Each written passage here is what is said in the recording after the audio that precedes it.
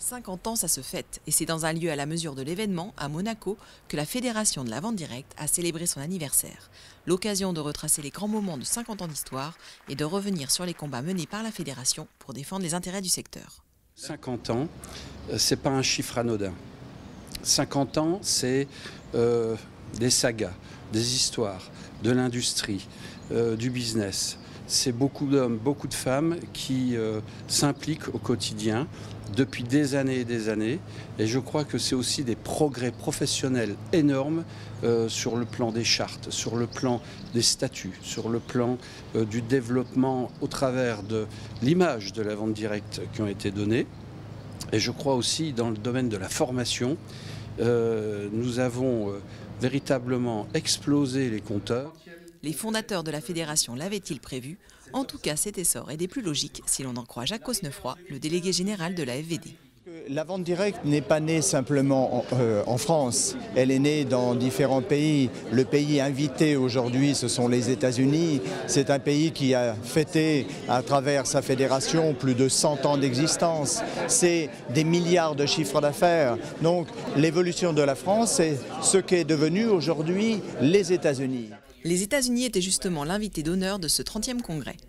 Un pays qui, comme la France, voit dans le contexte économique actuel une opportunité de développement formidable pour le secteur. La vente directe, en France, aux États-Unis et même au niveau mondial, donne la chance à tous de se lancer dans une micro-entreprise qui leur permet d'avoir des revenus supplémentaires. Même quand la situation économique est tâtonne ou incertaine, cela reste une belle opportunité. Je pense que les perspectives de développement de la vente directe en France comme aux États-Unis sont très bonnes. Le secteur est en bonne santé et nous attendons de belles performances sur les deux marchés. Vous n'êtes pas sans savoir que la France est l'un de nos plus gros marchés au monde et, qui sait, peut-être qu'un jour elle pourra dépasser les États-Unis. Dans les traces du grand frère américain, les acteurs du secteur comptent bien ne pas s'arrêter là. C'est un passage vers les 50 années qui arrivent.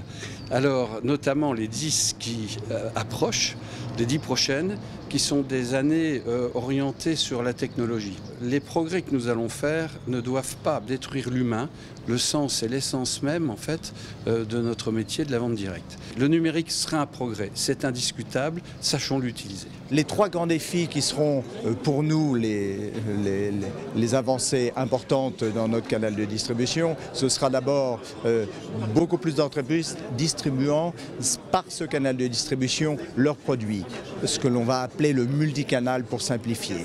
Le deuxième, c'est une relation de proximité de plus en plus importante entre le distributeur, le consommateur et l'entreprise. Et puis le troisième, c'est l'emploi. L'emploi reste au cœur de la problématique et il est évident que dans 50 ans, mon successeur annoncera que la vente directe a doublé ses effectifs, a doublé son nombre d'entreprises et est devenu le plus grand canal de distribution du commerce en France. Preuve de ses grandes ambitions, rendez-vous est donné pour le prochain congrès à Paris, un événement qui réunira les différents acteurs de la vente directe de la planète et fera de la capitale le cœur de la vente directe mondiale.